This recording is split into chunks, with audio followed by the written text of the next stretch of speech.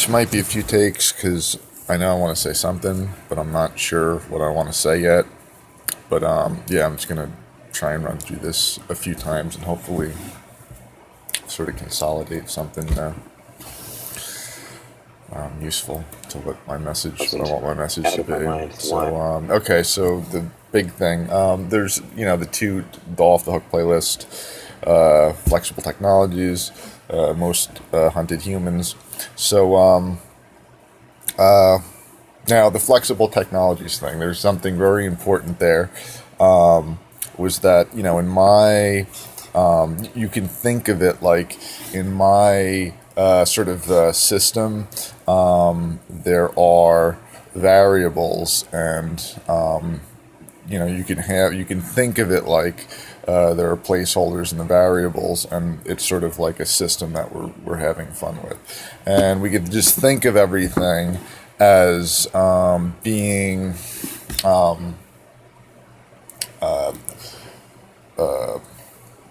motivating factor in creating a simulation, which would be a cool way of thinking about it.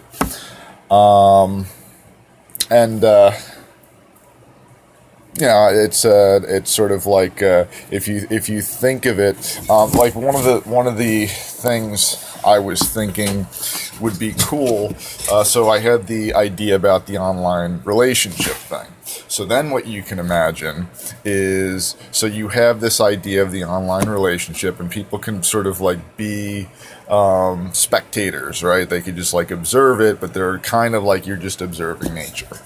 And then you can imagine developing the relationship, like evolving the simulation, right? So it starts out really primitive because we only have whatever we have available to us, but then as we start seeing what works, what doesn't work, you can imagine creating something more like an actual simulated reality over time. So there's the flexible technologies thing. The most hunted humans. So okay, so you have some people that are kind of crazy, and and they don't like fit, let's say, into the way things seem set up at the time. So what I was thinking here in dealing, so we have, like, let's say, primitive thought technologies. So in dealing with primitive thought technologies, we have to, this is my sort of strategy with the whole thing. You have to go at it head on. You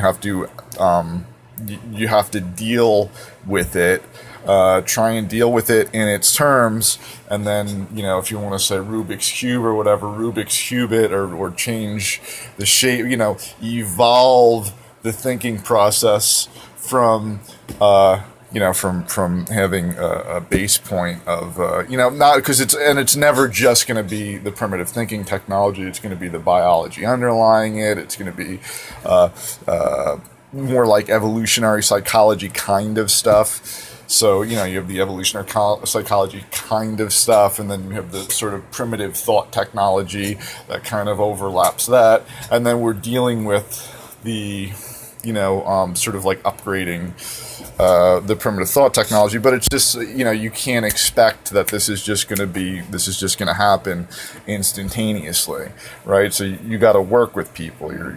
So in the case of having, and part of it too is just that if you don't see the solution to a problem, there's kind of the assumption that it doesn't exist, or that nobody knows the answer to the problem, and your worldview is limited to the fact that there is no solution. There's no solution by that means to the given problem that this old technology solves. So therefore, I have to do the old technology. But as we develop ways as we develop new solutions to the old problems, we don't really have to worry about separating between Yeah, less so, or there's more of a natural barrier between those who, like, let's say, those who are sort of interested in evolving the way that human beings think, and those that are kind of like more hardwired, let's say.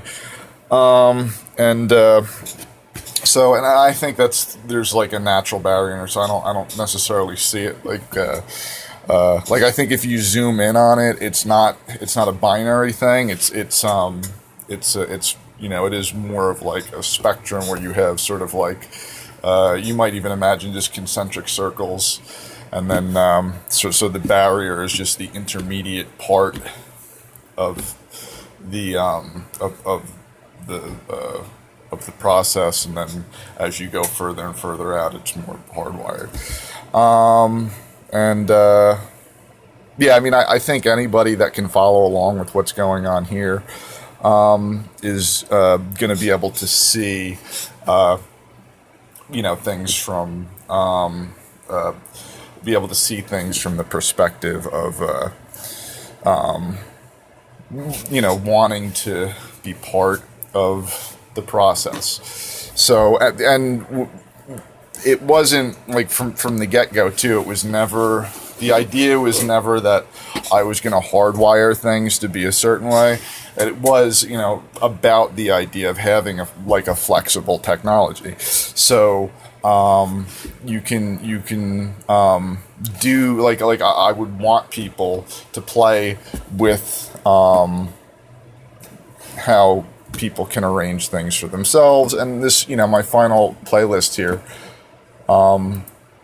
was the accelerated accelerated Arborium source control accelerated Arborium source control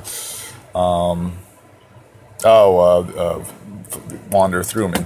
So so you have this idea that I created this fantasy world, let's say.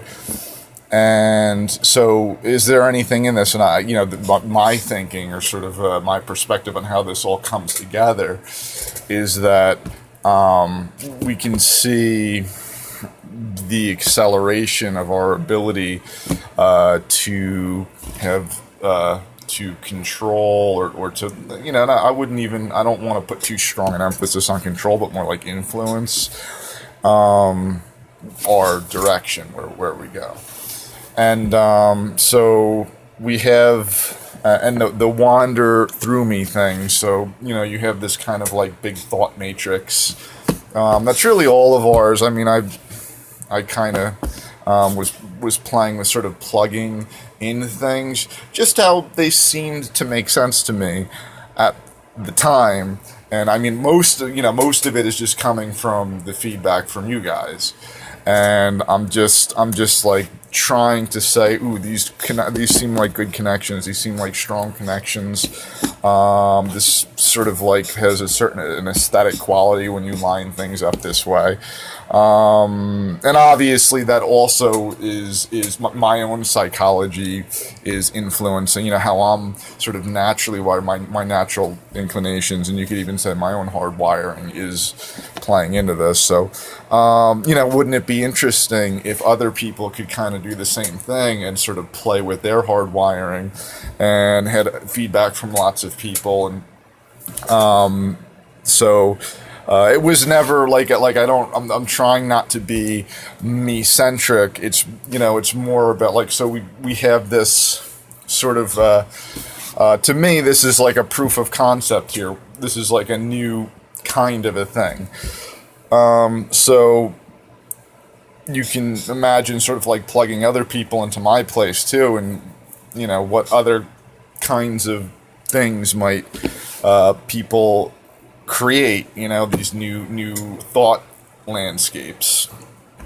And it's just so and the off the hook thing too. So there's the reference to the the what is it, the idiom that it's, this is sort of like fresh news or whatever.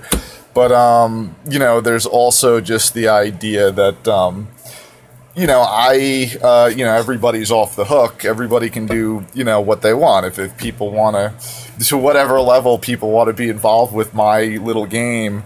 But I do have other things that I'm trying to do. And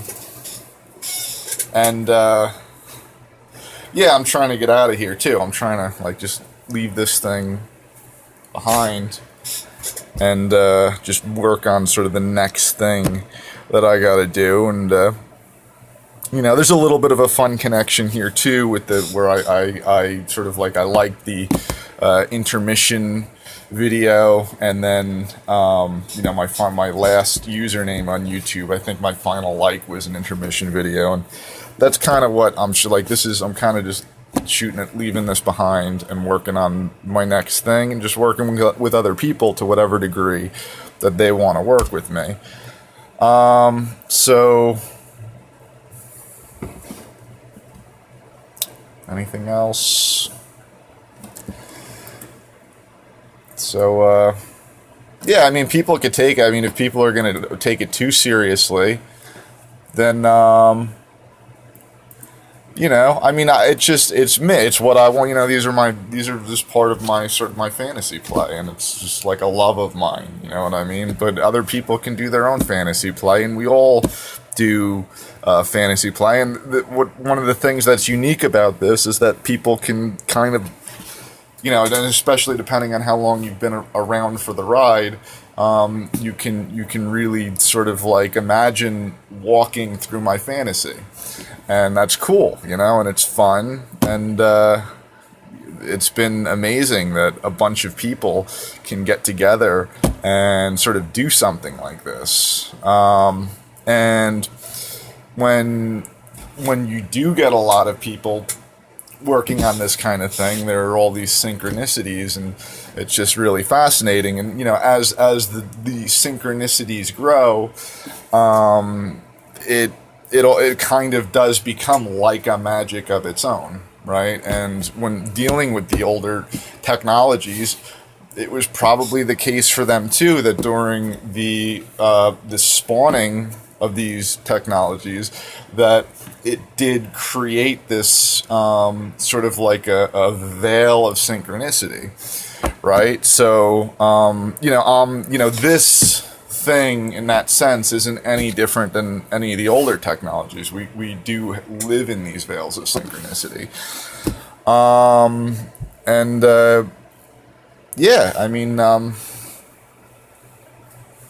What else? Yeah, I wouldn't be too, I just keep a chill attitude, you know what I'm saying,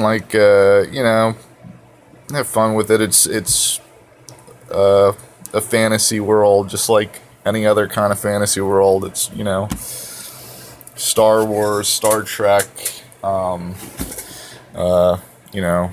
Dune,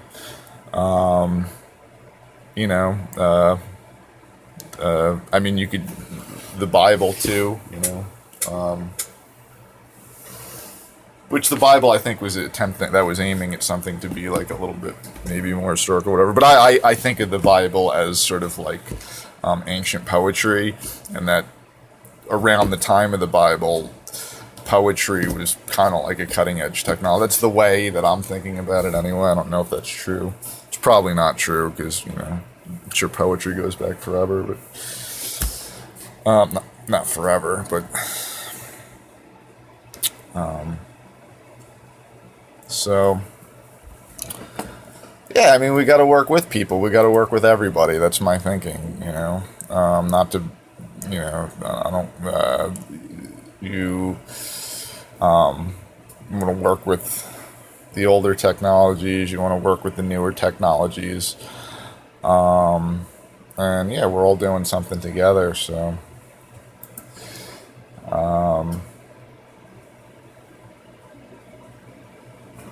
there anything else? I feel like I want to end this. I want to like not end it, but I want to hit another thing here, and I don't know if it's forthcoming, but I'm going to try and jog my mind a little bit.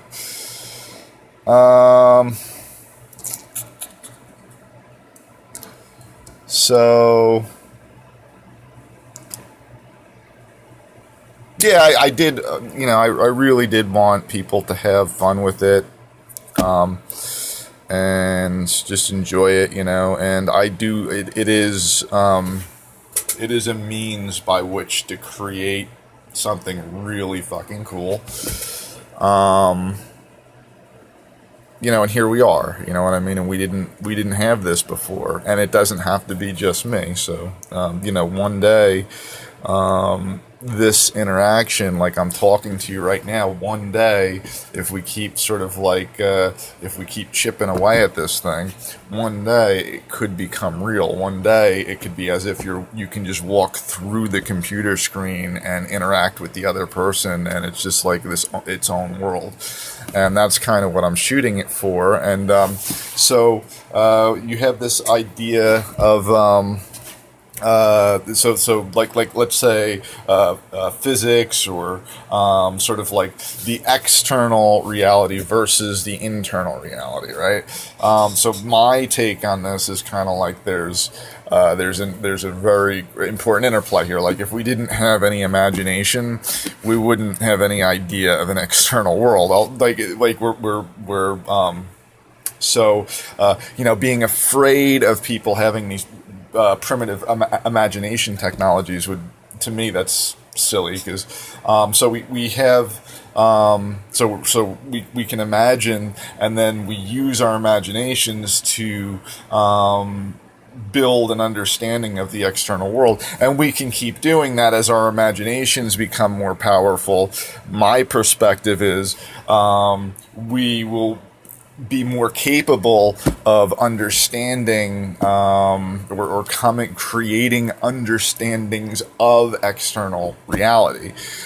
And that's really freaking cool, because you can imagine sort of like as we become better at creating the simulation, let's say, or simulated reality, and living in simulated realities, simultaneously we're becoming better able to we're creating better constructs with which to deal with external reality. So that's a lot of fun. That's a really interesting interplay there.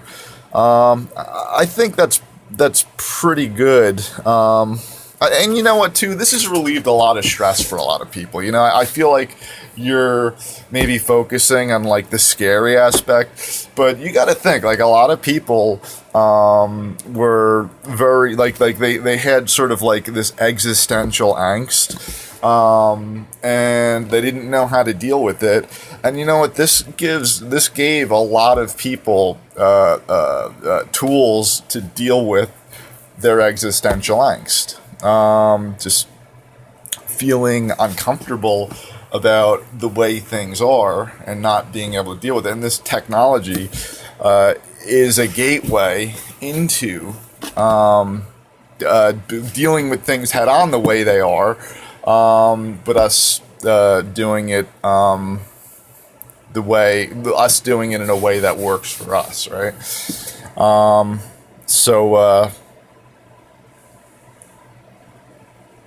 Yeah. All right. Peace out.